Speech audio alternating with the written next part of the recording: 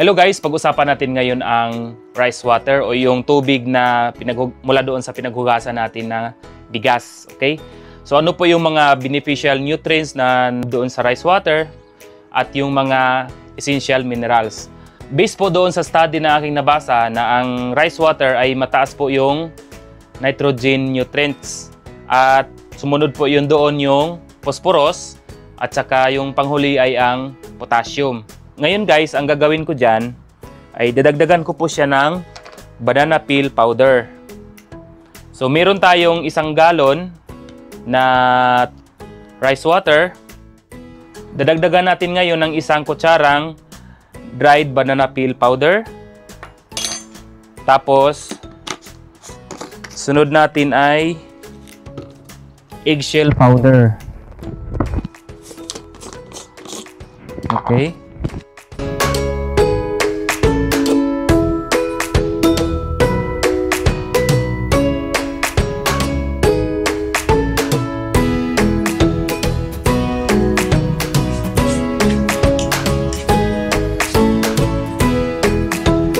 So, i-mix lang po natin. I-mix lang po natin yung eggshell powder, yung dried banana peel powder doon sa 1 galong rice water, yung tubig bigas.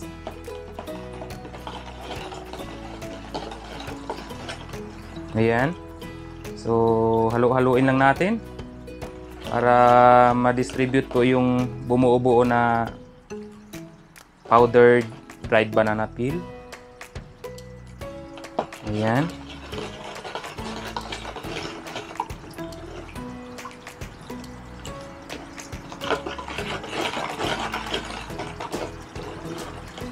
Ayan guys, so okay na po yan. Pwede na po natin itong gamitin na natural fertilizer.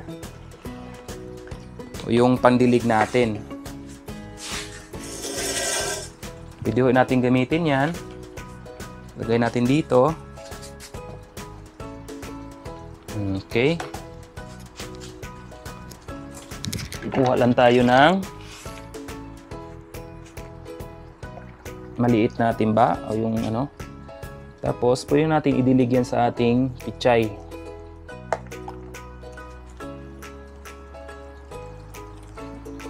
Yan. Pwede natin idilig sa pichay. Dilig natin sa yung bell pepper. Yan. So ito po yung ating organic fertilizer.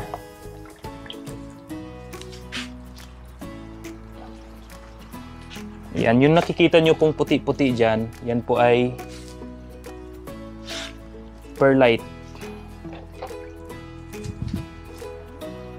Ayan guys. So ito lang po yung aking pandilig sa aking maliliit na pichay. Ayan. Tapos meron din ako dito na nakalagay sa maliliit na ano, mga buti-buti. Ayan. So, organic po yan guys. Hindi katulad dito sa Kratky method na hydroponics.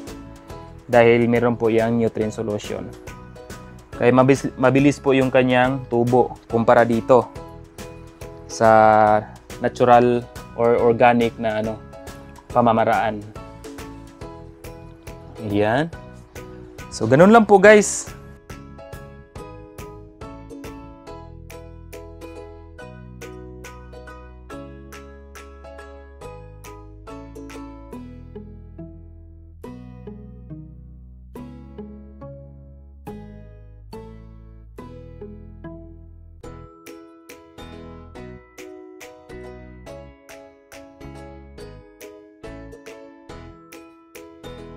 Tapos, meron pa dito. Ayan, dito yung aking nasa NFT. Malapit na maubos yan. Tapos, ito yung pinandidilig ko dito. Yan. Organic po yan. Walang kahalo-halo na chemical.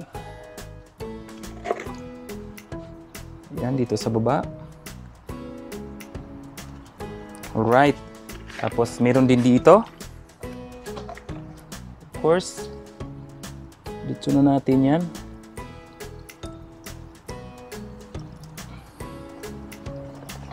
Ayan po. So, ganun lang po guys ang